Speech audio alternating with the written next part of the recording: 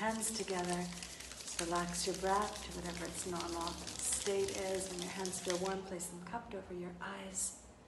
Feel the soothing warmth from the hands into the eyes, which are the seat of your perception.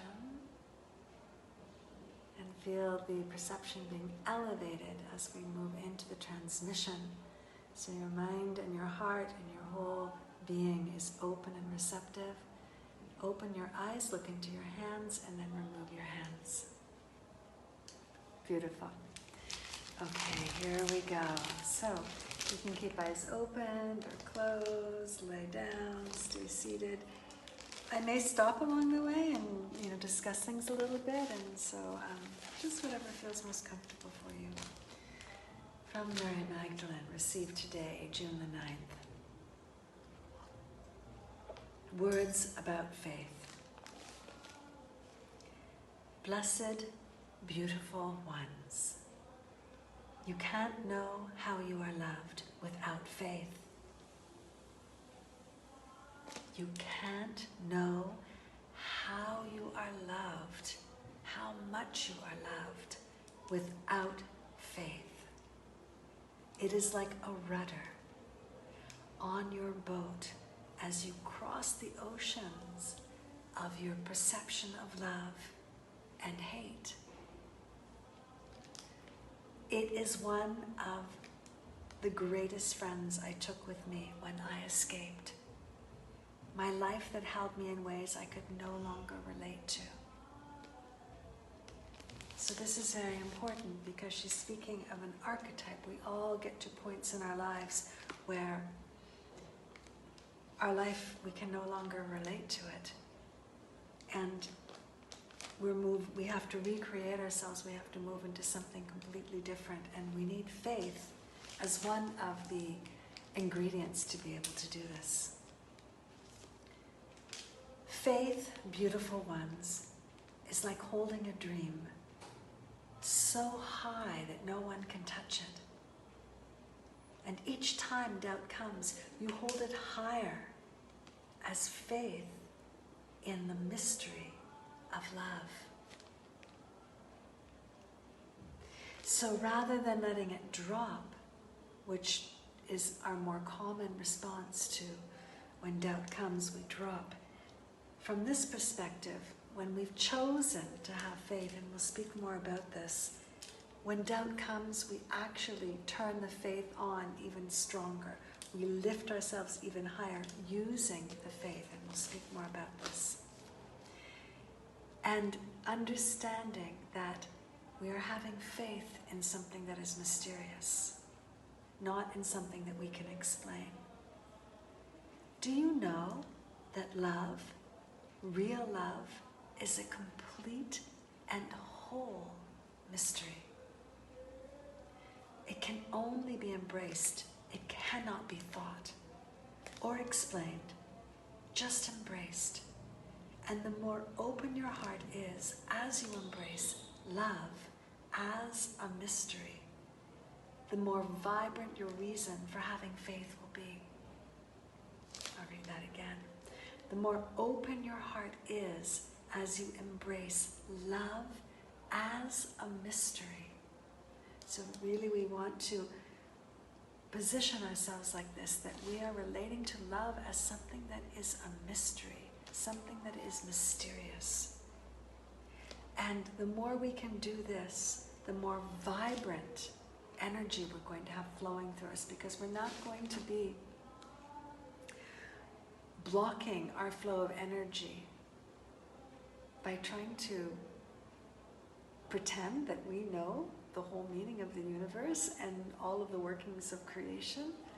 That's a massive stretch. We need to have faith in something that is mysterious. And this way, our energy flow stays open, allows the mystery to move it along. So the more you can embrace love as a mystery, the more vibrant your reason for having faith will be. It brings a vibrancy to your being. Some people speak of faith as a weakness, as something that beings who choose blindness embrace. But true faith is an acceptance that you can only know that, that you can only know, this is right, sorry, I thought I had a typo, that you can only know the mystery, and the mystery itself is the answer that you are asking for from love. So beautiful. Faith is an acceptance and tells you that you can only know the mystery, and that the mystery itself is the answer that you are asking of from love. And this faith will be one of your great strengths when you choose it. It will be the firmness under your feet through your valley of the shadows, which all beings must walk through. It is where the doorway to heaven lives. And there is nothing that can make your feet keep walking but faith. So when you come into the valley of the shadows, where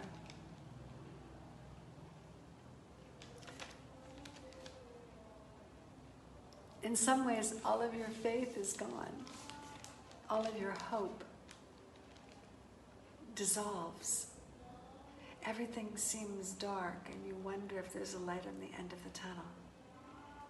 This is when faith is the most important. This is what faith is designed for, because you have to keep walking. If you stop, then you're just going to end up shriveling up and dying.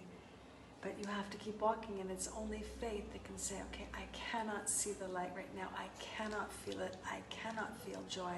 I cannot see a happy future. I cannot know what to do next. All I can do right now is have faith that there is something if I keep moving. And that faith is the thing that allows you to keep moving.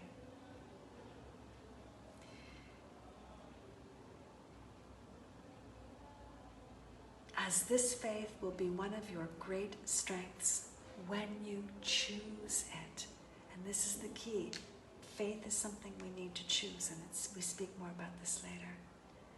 It will be the firmness under your feet through your valley of shadows, which all beings must walk through. It is where the doorway to heaven lives. The doorway to heaven lives by walking on the other side of walking through the valley of the shadows. And there is nothing that can make your feet keep walking but faith. For this is the reason, this valley's reason. This is the reason for this valley. It is readying you for the great embrace with love as mystery. Because love as mystery you need faith for. So this archetype, this initiation of walking through the valley of the shadows is readying us for the ability to actually embrace love in a real way, to embrace love as a divine experience, and that it is mystery and mysterious. So this is what faith is preparing us for, to be able to do, to embrace our divine nature, which is mysterious. Love is mysterious. For the great embrace with love as mystery that you cannot know with your mind, yet you will feel and remember and know with your heart. So it's not like you're just always, once you embrace faith as a mystery and love, love is a mystery through faith, it doesn't mean that you're going to be never feeling that sense of recognition. That sense of recognition comes when you allow the mystery to be there. It's not an analytical experience any longer. It is one where the heart knows and the heart remembers. So there's a feeling of remembering. There's a feeling of everything is as it needs to be, and yet I can't explain it all. There's a feeling of coming home. This is what happens when faith takes us into that great embrace with love as mystery. How to cultivate faith? Beautiful ones. It is only one thing that will cultivate faith. A choice. There is nothing else to it. You must choose to have faith. I'm going to read that again. How to cultivate faith? Beautiful ones. It is only one thing, a choice. There is nothing else to it. You must choose to have faith. Without it, the world is sad. But with it, the world, no matter what you are experiencing, has magic and future and reverence in the moment, which is the most important. Reverence for the moment. Faith will give you this. So with faith, without faith, the world feels sad. There's a lot of despair, a lot of doubt, a lot of fear that the future is not working out, all of these kinds of things, wondering what's happening.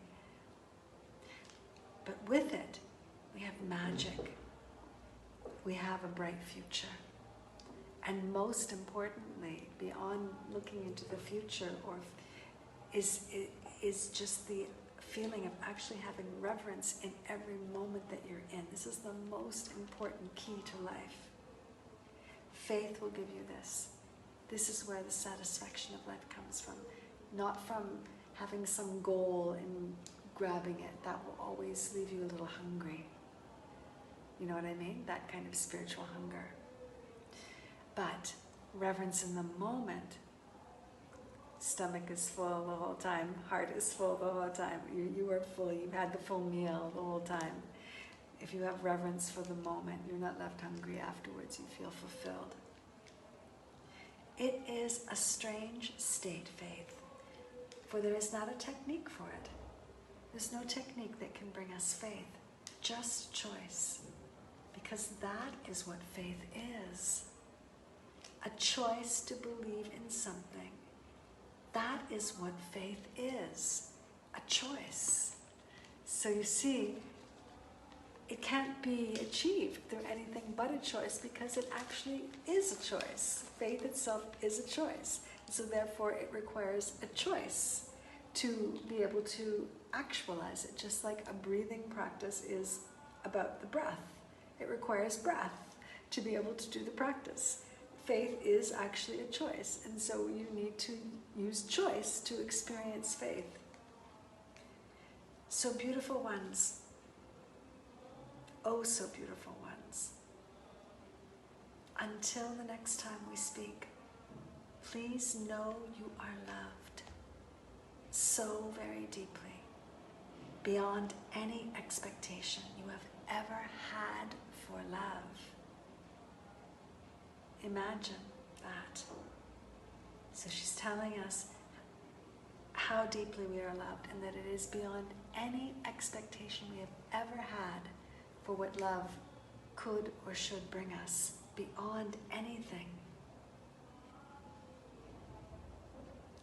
And with faith, in time, you will see the reflection of the love you are. Continue with your faith, and you're going to start to, the love, the mystery of love is going to really awaken within you.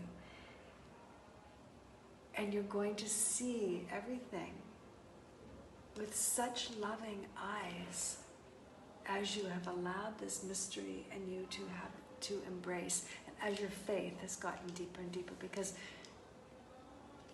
faith is like, so for instance, if I just look around my room at all the different mundane things that are here, when I look at them with a conscious cultivation of the emotion of faith or the perception of faith, I see everything as divine. I see it as divine. It becomes so beautiful.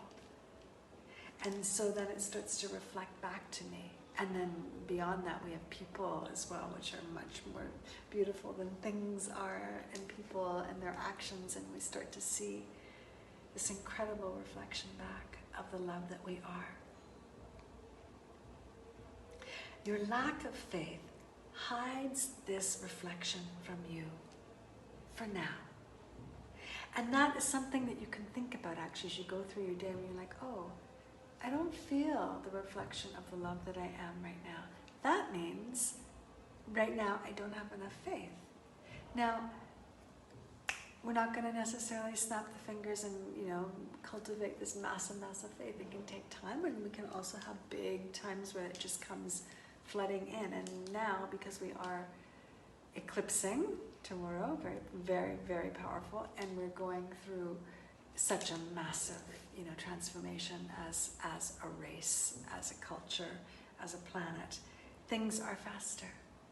So you can, when you notice that you're not seeing everything in a way that just reflects back like the love of the universe to you, you can go, oh, let me activate a little bit more faith right now, and a little bit more faith right now, and a little bit more faith right now, and see what starts to happen.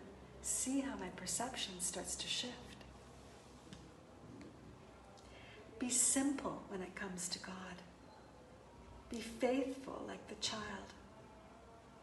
The rest of the tools and the skills will flow easily from this graceful choice. So be simple when it comes to the divine. Be faithful like a child. Beautiful, huh? We get so sophisticated and complicated, and really, if you look at the masters that have walked on this planet, they will seem like children in the way that they respond. Not childish, but like children in the way that their capacity for faith and simplicity. This is absolutely needed. The rest of the tools and the skills that you need will flow easily from this graceful choice to be faithful, to be simple, to be like the child. So you don't need to worry that you'll be missing anything that you need. It will all come. Blessing, beautiful ones. Blessings, beautiful ones. That's the completion of Magdalena's offering on faith today. I hope that you can find some space in your life, in your heart, in your mind, to cultivate faith. And here we're speaking, you can have faith in anything, right? You can have faith in a friend, faith in a dog, faith in, if we can have faith in anything. Here we're speaking, and I think that was probably obvious, but just in case it's not, faith in creation. Faith in the benefic, beautiful, abundant, and perfect flow of creation. And isn't the time that we're in right now such a moving time, and so therefore and moving in ways that we haven't seen before. So it's one of the most perfect times to be cultivating faith, because we all see so many things have been torn down, and we're not exactly sure yet where it's going. Some of us feel the next stages, some people don't feel the next stages yet. Some people have moments of it, some people have little moments here, little moments there, but nothing is really going to bring it forward for you as an individual other than faith. There are other things that you do along the way, but faith is absolutely important. And please understand that even though we are going through a collective experience right now, it doesn't change the spiritual principles that your experience of life is from within you. So collectively we are ascending. Collectively we are lightening our load by doing exactly what we're doing now, really facing our fear, facing this magnificently huge fear that we have collectively, that there is something from the outside that can have power over the beauty and the potency of who we are. And so this is being activated in so many ways. First of all, obviously the virus, trying to terrorize, people being terrorized by a virus, and maybe that was purposefully or not, doesn't even matter, but the fact that we can get terrorized by a virus. So many different stories about what this might do, what that might do, who's doing this, who's doing that. All of it has to do with, I'm safe in this country, I'm not safe in that country, this one, all these kinds of things has to do with this external projection and external empowerment, external and internal actually, empowerment of the shadow archetype. So we're empowering the shadow, which is the unresolved, and actually giving us power over our love and light. We're saying it's more powerful than our love and light whenever we go into those experiences, and it makes us lose our faith. When we reclaim our faith, this is why this is so important, always, but right now, extremely important. We reclaim our faith, we say, okay, these things are happening, but in the face of the love and light, it's like, it's so tiny. It has no power over the love and light. It has no power. The transmissions that I've been receiving from the angelic realm, all along they've been saying, from the very beginning, that love has already won. Love wins. It always does. These other things do not have power over it, but we give it power because of our own unresolved valley of the shadows, where we have lost our faith in creation. So that's why this is so important. I hope that it makes sense to you and inspires you. So whatever it is for you, you may think of divinity as, a divine personality. You may think of it as an essence. You may have maybe a group. It could be anything. It doesn't matter. That doesn't matter. Just however you think of divinity, have faith in it. That it is absolutely bringing you forward and bringing everything forward in a way that is serving the highest good. And then in a way that it is being designed to help you cultivate deeper and deeper states of love. And then you will cultivate deeper and deeper states of love. If you feel like it's doing the opposite, then you will cultivate that. We are living in our perception. And we have also collective perception as well that is affecting everybody. So, but we can move on the individual levels. We can do what we can do with collective. We can reach out in these ways, like I am. But we need to change it on the inside. We need to make those choices on the inside, and then we know, of course, that affects the collective very deeply. Even if we never say a word about it, we've shifted the vibration, and that changes things for everybody. Tomorrow is the eclipse, the solar eclipse. I'm actually not sure what time it is in North America. In India, it is in the afternoon, and it's partially visible here, or full, I don't know, it's visible. Anyways, I don't know I don't know the details about it in North America, which I'm assuming that you're in. But what I do know is eclipses are extremely powerful, and you're probably already feeling a lot of shifting. At the past few days, I've just wow, really digging, squeezing me out. At times I felt like energetic movements where I felt really like a boa constrictor is like pushing this energy up in my body. That there was like some deep resistances to really feel and to touch and to try to make sense out of it and release and all these things. And so this has been happening, and but it's been releasing like in ways that are amazing. And this, the touch of grace has just felt closer and closer. Which I don't know. I can't always say that I feel that pre-eclipse. I think other times I have felt a lot of just intensity, kind of like the weight. But this time I have felt definitely the squeezing, the purification. But I felt like these incredible openings and just this feeling like, okay, now I get it. This thing that I've been trying to figure out for so long. Not even consciously, when you have those awarenesses and something starts to open on the inside, you realize you've actually been trying to release this for some time without even knowing. It's just like, wow, okay, that's how it's done. Okay, that's how I manage that. These things have been happening, these big openings, before even the eclipse. And so I think this eclipse is really powerful and very much a powerful, powerful, positive doorway. You know, people have this tendency to be like, oh, it's an eclipse. And yes, you know, we need to be mindful you don't look at it with your bare eyes. It can make you blind. There's a lot of interesting things when you think of that, right? Because did you see last year, I guess, when we had the full solar eclipse, and you could see the footage online, and it's like so beautiful. Oh my God, so beautiful. So it's like a trickster almost, like a seductress, like when you think of that kind of femme fatale. So beautiful. Like, how could you not want to look at that if you didn't know you weren't supposed to? And then if you do, your eyes are going to get fried out. So really fascinating, kind of strange energy with eclipses. Very strange. We, you know, as practitioners, spiritual practitioners, are always guided to go inward during eclipses, and definitely not even to really be outside in the atmosphere, but just to stay inside and to meditate, to go inward. The meditation time is supremo.